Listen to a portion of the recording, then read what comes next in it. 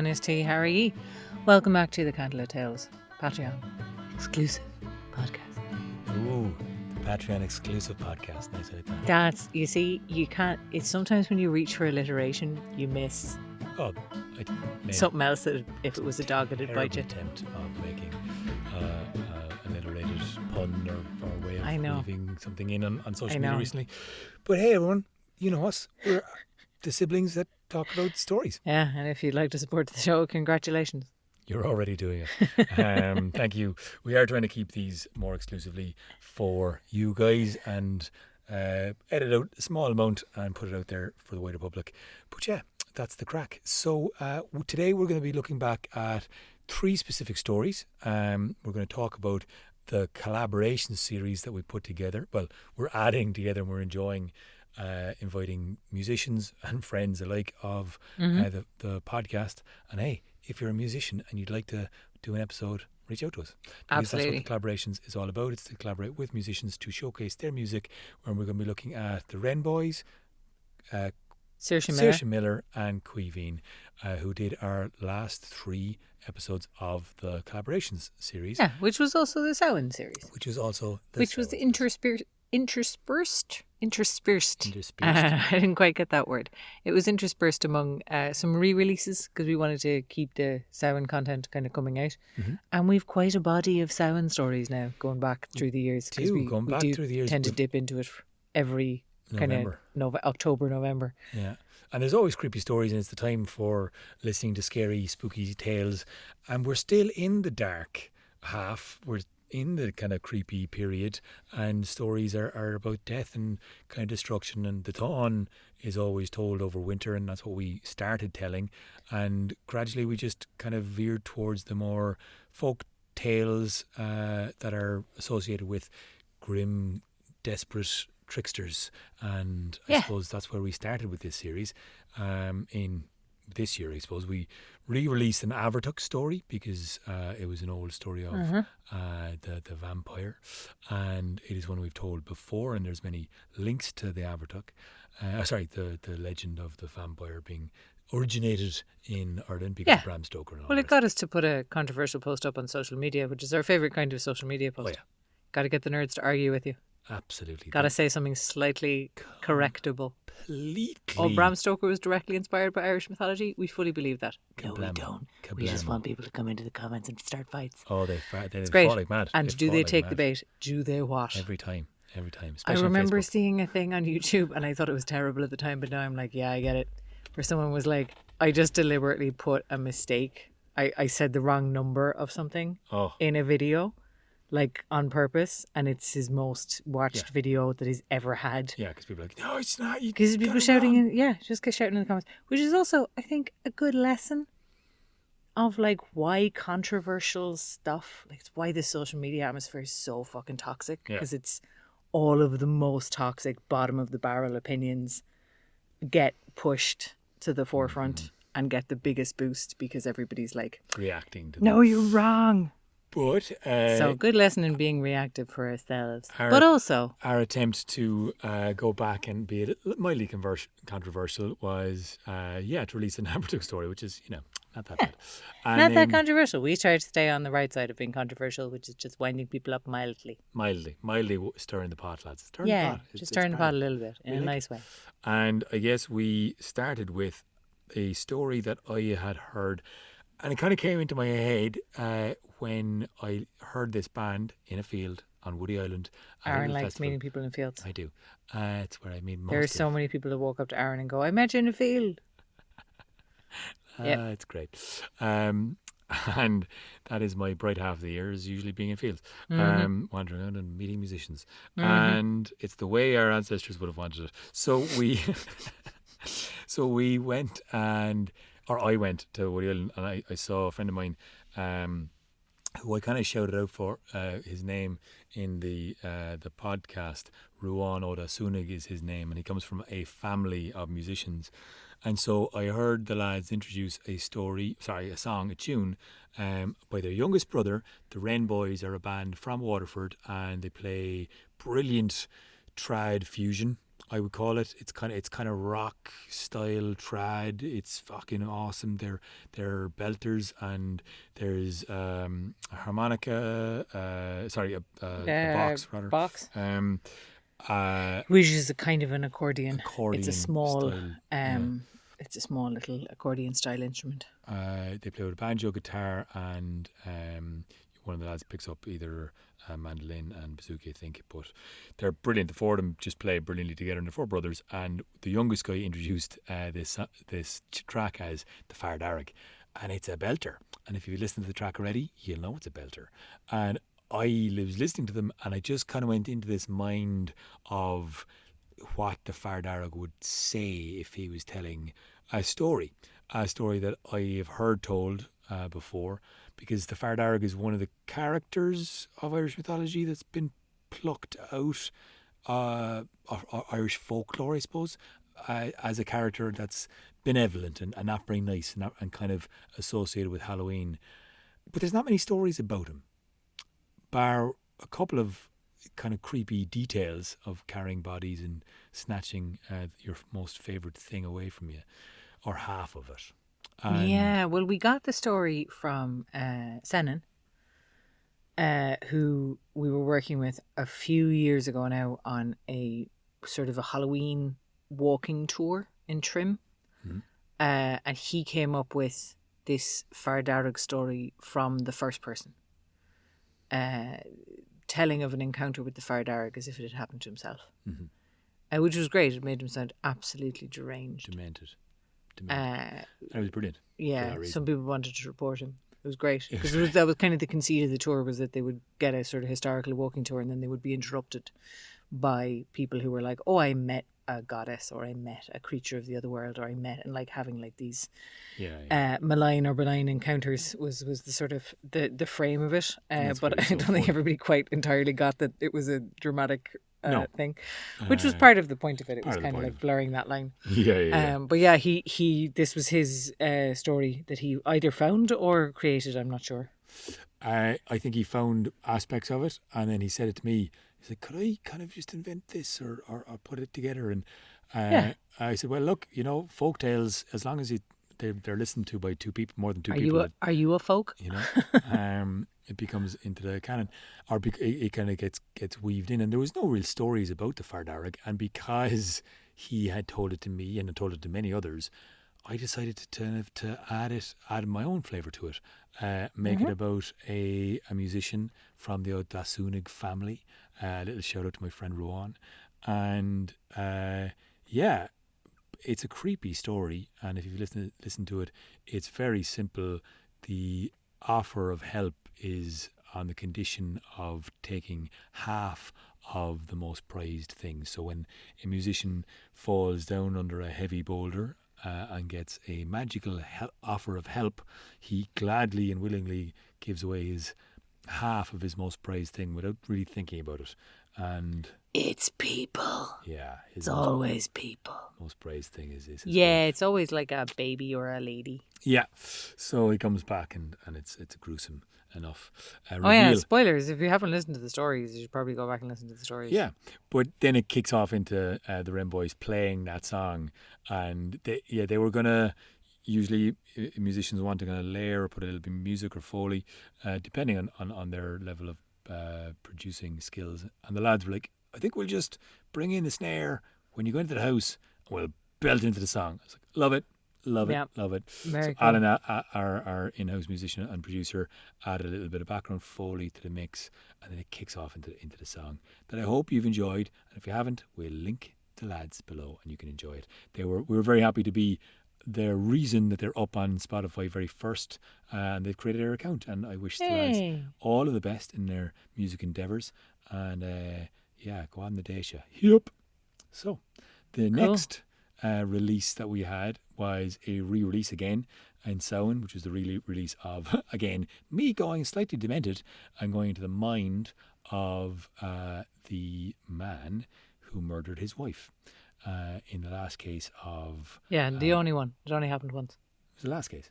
Sorry. of a man who The accused. no. It was the last change. I was making a dark joke about femicide. Okay. It's fine. He was not the only man who killed No, his wife, but it was the unfortunately. last case of a woman, a changeling, being burned. Yeah. It's referred to as a witch burning. She wasn't a witch, and no one thought she was a witch. No. And she wasn't actually. There was no intention to murder her, arguably. Arguably.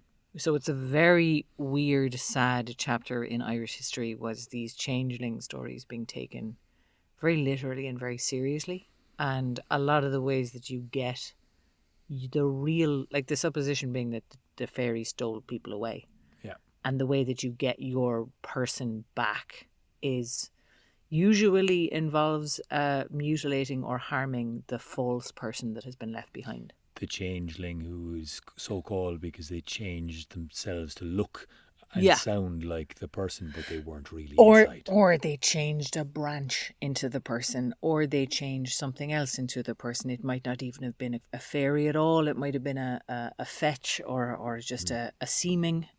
So it was a real kind of dehumanization. And there's been countless, like, And I mean, it's The kind of, Stolen Child is one of and Yeats's beautiful yeah, poems. beautiful poetry, beautiful stuff about it. But there's actually quite a violent tradition Yeah. behind it, which is about like what people, often did.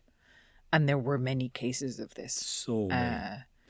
Was that they would attempt to get their quote unquote real person back by and in some cases this was like an explanation for inexplicable stuff like wasting diseases, like people getting sick and just not getting better with no matter the treatment.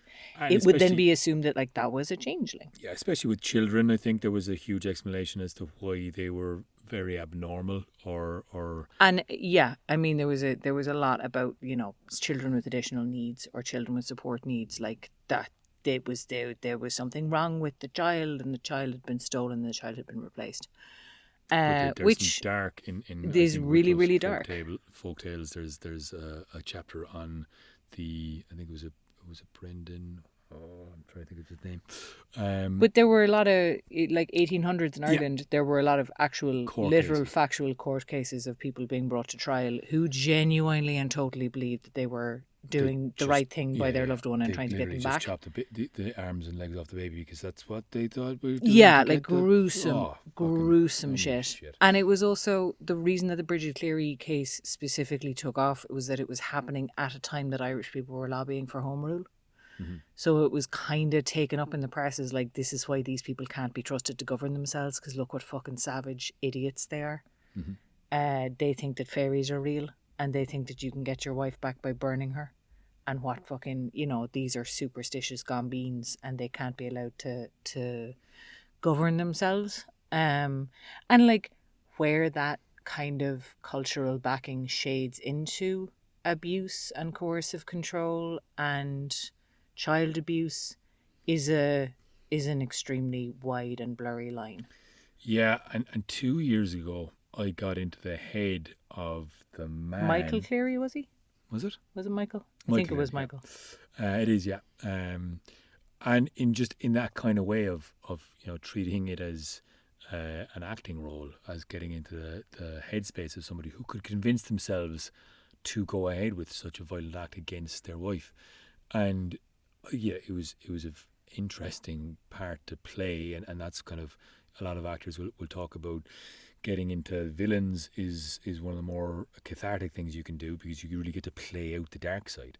So I found that quite cathartic, and then it was, it's a terribly sad story, and I knew there was a chance to tell it from the other side, and I did want the female perspective brought in, and that's what we often do is try and levy these stories with a balanced perspective. But the following year was like, okay, your turn to do the side of the Bridget Cleary story. No. Too sad. Too bleak, too sad. Yeah. No way in. Like for me there was just no way in. And I'm we have very differing approaches to this. We've had conversations where you've had a very unproductive day in a studio where you're like, I was trying to do the story and it just wouldn't come and I couldn't get it to come. And I'm always like, you can't force it. Uh-huh. So I just straight up, I have a very clear, I just don't, if I know I don't have it, I Yeah. don't do it. Yeah. And I don't even fucking try. Yeah. Because I'm sure it sometimes does click in the moment, but it never has for me. Yeah. So no, it's interesting. And again, but I've never had to have as an emotional. Well, I suppose this one is just so heavy and bleak, and in suggesting it, I didn't really think about what you'd be embodying. You're embodying someone who is Yeah. very mentally frail and also You getting just accused and then murdered. embodying a lady who gets murdered. Yeah. So that was fair. You did explain that to me. I did. And you And you literally got kind it. of said, I was like, it's too sad and it's too bleak and there's no way into it. Hashtag mental I was health. also... You were also caring for yourself. Well, I was doing a little bit of self-care, but I was also like, I'm very aware that when we dip into historical cases, that there is a responsibility not to diminish the truth of what happened. Absolutely. And so there was I had a kind of a thing of like, well, if I dip into that and make any fucking case that she was in contact with the fairies, I'm justifying her murder. Mm-hmm. And I don't want to do that. Yeah. So I didn't have a way into it. So last year I just point blank was like, no, I'm not fucking doing it. So this year I was like, hang on, sir, I got it.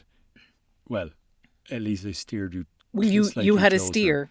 I had a steer. I said, what if you tell it from a fairy's perspective and see what happens there if you remove yourself of the obligation to give Bridget's perspective, but if you look at it from the fae.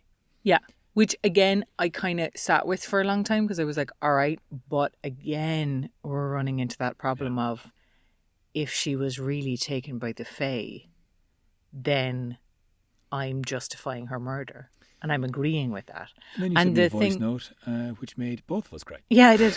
Because the thing that actually made it click for me was it was while I was in Scotland. It was while I was at the storytelling conference. And I was chatting to Orla and Nicole from Moth and Butterfly. We had great catch-ups. We had a great time over there. But we got onto Changeling folklore and we got onto Changeling stuff. And Nicole was like, what you have to fucking remember about all of these stories of fairy lore and keeping the fairies away is that it's fucking propaganda. Right? This is a way of stopping people from getting in touch with ancestral spirits. This is a deliberate attempt to cut people off from their native spirituality. Brilliant. And I was like, oh yeah. Because I've always been quite like, I have always been quite aligned with that thing of like, yeah, the other world is dangerous. Because I think there is something like, yes to Not native safe for sure. Well, it's not safe, but like it isn't. No. You know what I mean? Like none of these things are. You have to, like, if you go on if you go on an ayahuasca journey, it has to be held by somebody. Absolutely. You have to have somebody holding it because it's not you did to be more than me. trifled with. I know. That's why I'm saying it. And like, people trifling with this stuff and people treating it lightly can get themselves into serious fucking trouble. And I think that really sits, for me, that makes a lot of sense in a disrupted tradition. Absolutely. Because then it's like, well, if somebody tries to go off on their own and reconnect and do it casually and do it for a laugh and not fucking take it seriously and go, fairies are great and sound and will always be nice to me, they can get themselves into serious fucking trouble. And I think that what really landed for me as well was when you said that it usedn't be seen as a bad thing for people to be associated with having a meeting with the other crowd. Which makes sense to me again. Yeah. Of like, where do we think druids come from? But, and the kings, the kings that we put on a high pedestal, Cormac MacArt went off 99 hostages, slept with the Cailleach, and transformed into a beautiful woman. She was fucking one of the fae lads in order to do that. And kind of this personification of this idea of ideal ruler and ideal kind of meeting with. But like, that whole thing of like it being an initiation thing, it being a necessary step. And if you look at the role of like, one of the big things with changelings is that link with neurodivergence. And I think a lot of people have made that link between like neurodiversity and the way that changeling children are kind of described. Yeah. And that was a play that you did a few years ago. Like The Ice Child was very clearly about professional role, autism. 15 years ago now. I mean, it was written again. Michael, what was his second name? Looking at this, the poetry, the folklore, and trying to basically make three innocent fairies who come in and go, "Whoops, we shouldn't have done this," but we've left the fairy there. This is fun. And then let it play out of this kind of essentially what Brian ended up performing the child, even though he was a fully grown man with a beard. Yeah. He ended up playing, and he has. I'm pretty sure he cares for a child on the spectrum. Yeah, And it was kind of an allegory very for much an allegory autism. for autism, and that played out so powerfully because he bells really triggered him, loud noises really triggered Yeah, him, yeah. and it was just kind of beautiful to see. And then the kids' reactions to it, which are more and more primary schools are more More knowledgeable aware and aware of, of. and I think and more accepting of. And Yeah. like if you look at the role of, or some of the theories about the roles of autism and ADHD and this kind of neurodiversity in tribal societies, it's a lot more useful. Like there is a role for that in a lot of human societies in a way that there kind of isn't in post-industrial society. So that was a lot of the stuff. And that ended up being the way in. And then Saoirse Miller. Did you Saoirse meet Miller. Saoirse in a field? Saoirse Miller Did you actually. meet Saoirse in a field? I didn't. Saoirse Miller actually reached out to us. Hey. She was a recent graduate from BIC, BIM. All right. And she had known her stuff. I did actually know her through a sister of a friend of mine. She produces soundscapes for theatre, and she was a fan of hers. So she got in touch. I met her at a sad occasion, at a funeral, but it was a beautiful connection. And we said, "Fuck, let's do it." Yeah. So I did meet her, but she kind of followed up then, and we said, let's make it happen. And I asked her again, which story would you like to do? And she said Bridget Cleary, and this was in the summer. And Yeah, which was before I had fully cracked it, I think, was when she was on board, because it was like, oh yeah, no, I have a musician for you now. I was like, oh fuck. Yeah, and her song I think got picked up. She specifically, so it was actually reversed ordered then. Yeah. So the And Ren the Ren Boys Boys. had a tune that inspired the story, that inspired the way it told the story, that cracked off into the release of that tune. This was the other way around. In Sorcha's telling, inspired Saoirse Miller to write a song. She soundscaped the entire episode beautifully. It got produced, and then she produced her own song that she released that was picked up by Niler 9 and touted as one of the best releases of Samhain of November. Woo. So fair play to you, Saoirse Miller. It's a beautiful, haunting song. Yeah. And again, I wish you all of the best on your algorithms, your trackings, your releases, and your future productions that you hopefully will get to do. And last but not least, on our it was released in November. Well, it was attempting to be a bridge back from the collaborations in Samhain into collaborations with Fionn McCool and the Fena cycle. The Fena cycle, yeah. So we're back on track with our current series, and Quine, who has performed with us for the last year and a half, maybe two. I think closer to two and a half. years. So he's been performing with us live for a while as kind of a lead instrumentation musician. He plays the flute beautifully, and also he's accompanied both of us on live gigs on his own. A very accomplished musician, produces all of his music himself, is a one-man band in a lot of ways. And if you've ever seen him, he really embodies the trad fusion aspect of bringing in a great big kind of meaty drop and a bass line, and he records it all, and the bass or the drop will go into a flute solo in most of his tunes. And he opened there recently for Elephant Sessions. Also, great shout out for the lads, Elephant Sessions, a Scottish group who are fantastic, who hopefully we'll get to collaborate with in the future. But Quine took, again, a while to figure out what story he'd like to do, and he said something about hurling. So, seeing as we were going along with I think this one this predated the series, didn't it? Yeah, it did. This was one of the ones where we were like, oh yeah, this is going to be because it was the young Fionn McCool, and we were kind of looking at how to tie it and how to make sure that we weren't going against it, because we were getting into the characters of like Leah Lucre and Bomel and like young Fionn and baby Fionn. We had talked about making the series, but we hadn't talked about it. and we hadn't figured it out properly. Yeah. And We I hadn't was beated in it the out. recording studio, and I was looking, and Queven wanted the podcast to work on, and essentially I was like, fuck it, I'm just gonna. This is a bit of a jump anyway. We don't know much about his time in Sleeve Blue Mountains. Steve Bloom. Yeah, but one of the thread, of course, being that young Fionn was supposed to have come down. One of the ways that he kind of blew his cover Yeah. a little bit was by coming down out of the mountains because he couldn't stop playing hurling. Yeah, and people recognise him.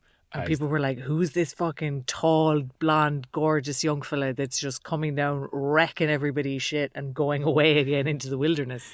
And like many of our stories, I guess, which again I bounced it over back with you a little bit, and just taking that line and then just really filling out the world of where that would be, how he trained, how he learned in the forest, how he was kind of getting taught by Bomel and trained by Leilucra, and then running away from that and then getting caught. So really enjoyed telling it, and it is again quite a lot of poetic license in dishing that out. It's not necessarily going to be found on any of the old manuscripts, but I think if anyone plays hurling and has any association or link to hurling, you will enjoy this podcast, because I tried my best to bring back all of our fathers and my younger days of playing hurling into the telling of the fascination that this game has on young adolescents, which is it's the fastest field sport in the world. It still is. It's still hugely culturally important in Ireland. And there's a hurling league in East Asia now.